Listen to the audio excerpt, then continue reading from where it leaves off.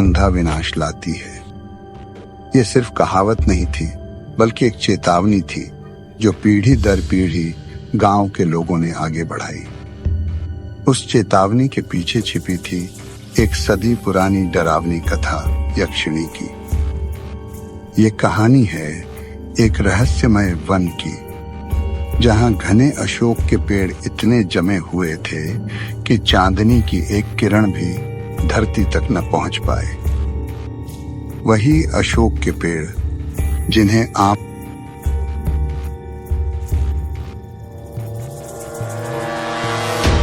हमेशा कहा था, रात को अशोक वन की तरफ मत जाना, वहां मौत नहीं कुछ और है। लेकिन हर युग में कोई न कोई ऐसा होता है जिसे चेतावनियों से ज्यादा अपने मन की लगती है।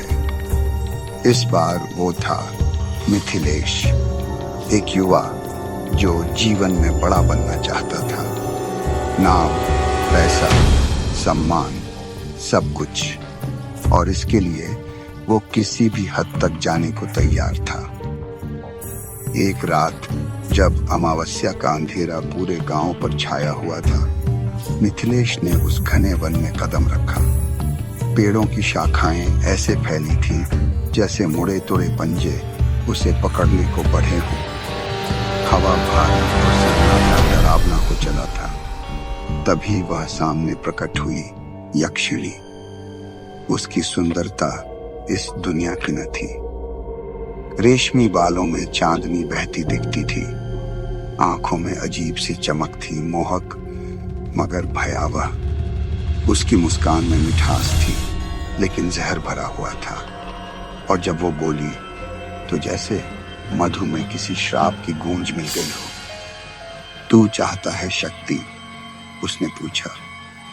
मिथिलेश, जो डर और लालच के बीच डोल रहा था, बस एक शब्द कह पाया, हाँ। यक्षिणी मुस्कुराई। उसने उसे शक्ति दी, लेकिन एक शर्त के साथ। वो शर्त नहीं बताई गई, बस प्रभाव शुरू हो गया। मिथिलेश को सब कुछ मिलने लगा। गांव में इज्जत, धन, लोग उसके आगे पीछे घूमने लगे। लेकिन जल्द ही रातों को डरावने दृश्य उसकी आंखों में उतरने लगे। वह अपने ही परिवार को तड़पते, रोते, मरते देखता। उसकी आत्मा छटपटाने लगी। जो शक्ति उसने मांगी थी, वो अब उसकी सजा बन चुकी थी। जंगल बदला। अब वो सिर्फ एक वन नहीं था, वह शापित भूमि बन गया, जहां से चीखें आती थी। गांव वाले जो पहले बस कहानियां सुनाते थे, अब खुद उस भयावह सच के साक्षी बन गए। मिथिलेश, उसे वो शक्ति तो मिल गई, लेकिन कीमत क्या थी? यक्षिणी ने उसे सबसे ऊपर कर दिया, एक ऐसा स्थान जहां कोई और नहीं था। न मानव, न प्रेम, न जीवन, बस अंधकार, शाश्वत अकेलापन। वो शक्ति उसकी जेल बन गई।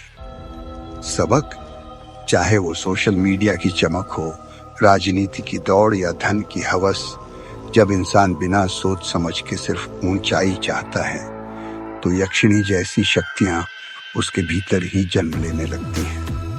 और तब जो मिलता है वो वरदान नहीं, एक श्राप बन जाता है।